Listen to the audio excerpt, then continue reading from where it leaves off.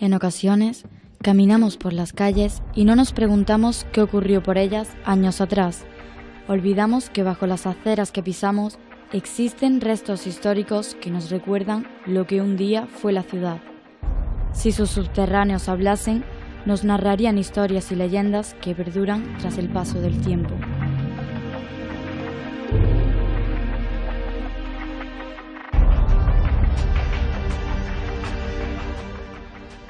Sevilla es una ciudad con varias salidas a un río, el Guadalquivir, que desde la llegada de los tartesos da vida a esta ciudad. La localidad es una de las más antiguas de España, con aproximadamente 3.500 años de historia desde su fundación hasta la actualidad.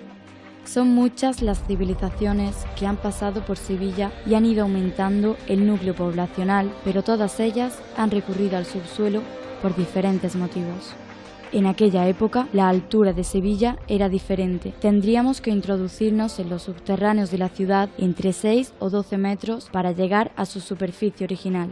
Un buen ejemplo de ello es la calle Mármol, donde aparecieron las columnas que se ubican actualmente en la Alameda de Hércules. Así podemos hacernos una idea de la profundidad que tenían los suelos romanos. Los pasadizos más conocidos de la ciudad son los que parten de la catedral debido a su importancia como asentamiento histórico. Bajo la superficie encontramos varios pasajes y ramales estratégicos utilizados a modo de puntos de huida, como el que enlaza directamente con el Palacio Arzobispal. Casi más interesante que lo que nos muestran en el Templo Sagrado de Sevilla está debajo, por tumbas, por lugares de interés, por archivos y por pasajes, pero es muy difícil porque hay que pedir permiso al deán de la catedral, hay que pedir permiso al Consejo Catedralicio, al Arzobispado, demasiada burocracia quizás para la autorización que nos deben de dar, ¿no? Y es que la mayoría de los subterráneos de Sevilla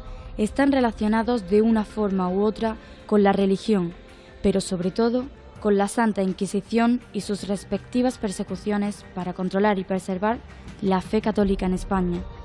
Es en su sede el Castillo de San Jorge, situado junto al puente de Triana, donde hallamos una galería que aún conserva sus cimientos desde 1480. Esta siniestra fortaleza guarda en sus mazmorras miles de historias de hombres y mujeres que sufrieron prisión y tortura.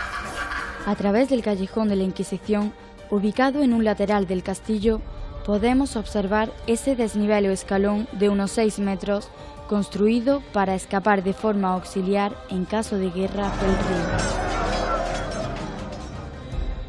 Algunos túneles también conectan con un lugar bastante evocador, el Martillo de las Brujas, llamado así por los herejes que allí convivían y practicaban brujería según la Santa Inquisición. En torno al Martillo de las Brujas, pues que evidentemente nos lleva directamente a lo que es la época de la Inquisición en Sevilla, ¿verdad?, donde tantos injustos y tantas tropelías creó el Santo Oficio para juzgar a aquellos que consideraba herejes. Situados en el barrio de Santa Cruz, unen diferentes entornos como las calles Don Remondo, Federico Rubio y Madre de Dios, o la iglesia de la Candelaria Santa María la Blanca, que fue templo romano, visigodo, musulmán y judío mucho antes que cristiano. Esos subterráneos, donde lo tenían perfectamente definido, donde sí se realizaban esos ritos, acertados, no acertados, apropiados, inapropiados, eso no me toca a mí juzgarlo, y que realmente es muy interesante porque aún hoy uno puede entrar y ver la antigua arquitectura que tiene todo ese lugar.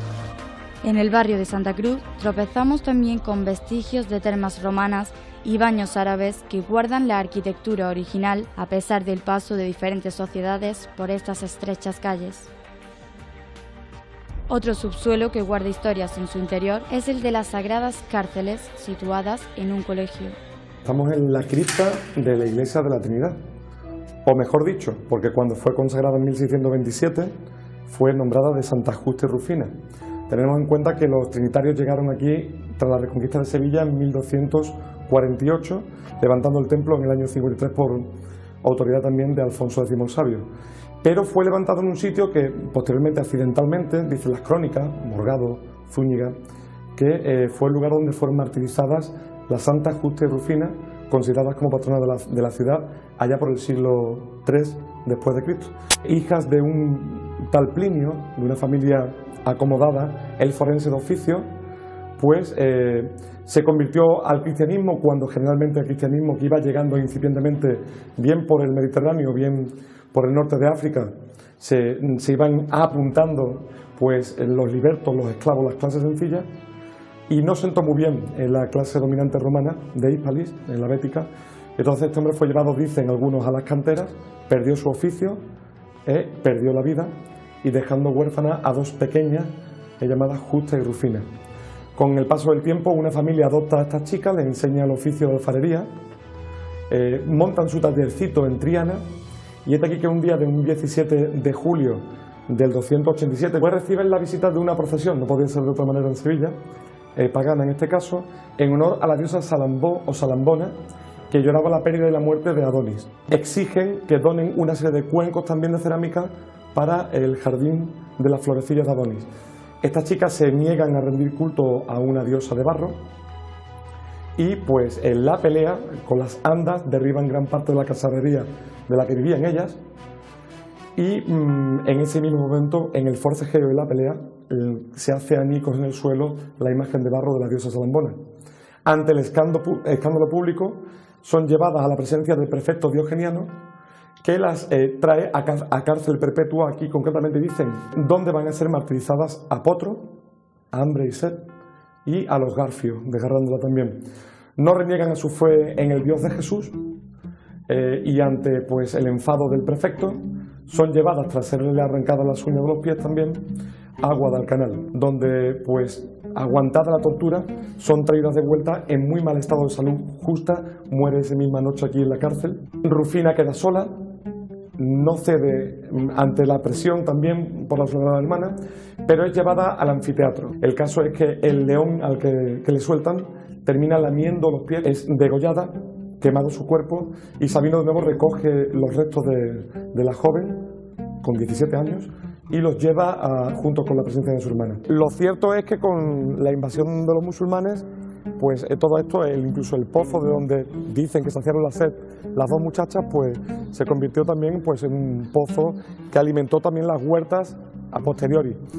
Hasta el siglo XX había gente que venía en peregrinación para llevarse agua del pozo. Ya estaba en el inconsciente de la ciudad, ya estaba metido también el culto a estas santas patronas, que en 1504, a mediados del siglo XVI, y sobre todo con el terremoto de Lisboa, pues en la mente del sevillano están como patronas protectoras de la ciudad, pero hoy día la devoción yo creo que sería muy interesante recuperar, porque son dos chicas valientes plantando cara por su fe y por la libertad también.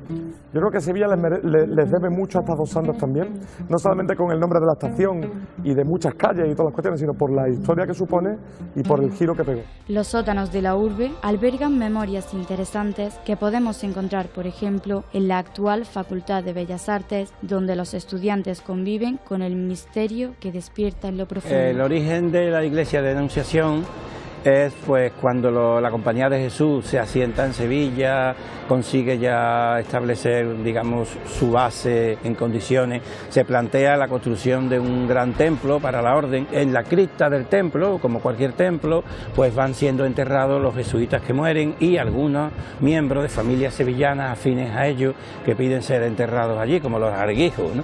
La Compañía de Jesús continúa, digamos, estable e incluso en progresión hasta el decreto de expulsión de todos los territorios del Reino de la Orden por parte de Carlos III, con lo cual queda desalojado tanto el Templo de la Anunciación como la Casa Profesa, y es cuando viene la petición de los sevillanos ilustrados a través de su líder, ¿no?, Pablo de Olavide, de utilizar para fines civiles la Casa Profesa y de utilizar para un futuro proyecto de universidad moderna el templo. El origen del Panteón de Sevillanos Ilustres viene de una solución que se encuentra en 1970, gracias al presupuesto que Florentino Pérez Enví, el director general de Bellas Artes, consigue, y que supera tanto el problema original de la cripta de los jesuitas, que era un lugar pequeño, impracticable, con humedad, problemas irresolubles, y el que deriva de trasladar por parte de la universidad los restos rescatados de templos, de conventos, tanto saqueados por los franceses como desamortizados, la ley de Mendizábal famosa, y que se van trasladando sobre el piso de la iglesia de la Anunciación y en los muros. Cuando bajamos esta bajada de 2 tramos cuyo acceso es la puerta lateral de la iglesia, pues se puede decir que lo primero que encontramos son los motivos funerarios de algunos de los Ponce de León. Reciben grandes bienes, reciben grandes propiedades y se convierten en una familia más importante de Sevilla. Tenemos al lado el sepulcro de Benito Arias Montano, que aparece también yacente con su ropa eclesiástica, un libro en las manos. Era físico, era biólogo, era poeta. Es decir, habría un abanico en la cultura de la época impresionante, lo que era un gran humanista. Personajes mucho más importantes son Alberto Lista, Félix Reynoso, que son del siglo XVIII, entrando en el siglo XIX ya, Gustavo Adolfo Bécquer y su hermano Valeriano, que llegaron en 1903 su resto de Madrid. Curiosamente, primero Valeriano y después Gustavo Adolfo mueren en Madrid los 2 hermanos. Este ángel neogótico sobre pedestal con un escudo, con las rimas, el libro de las rimas en las manos, y sobre unas volutas donde los visitantes suelen colocar papelitos pidiéndole cosas a Gustavo Adolfo Bécquer como si fuese un santo, o bien rimas favoritas o poemas propios. Digamos que revelan que Gustavo Adolfo Bécquer es el personaje estelar del Panteón. Como habéis visto, es un abanico amplio donde nos podemos encontrar lugares que sí podríamos grabar, que podríamos investigar, que podríamos documentar gráficamente, a lugares en los que un no burocrático o un law de imposibilidad, pues evidentemente nos imposibilitará el acceso a ellos. Nunca podremos conocer con exactitud los secretos que ocultan los subterráneos de Sevilla. Solo sabemos que aunque no los veamos, están ahí, existen, y su interés histórico no conoce límites.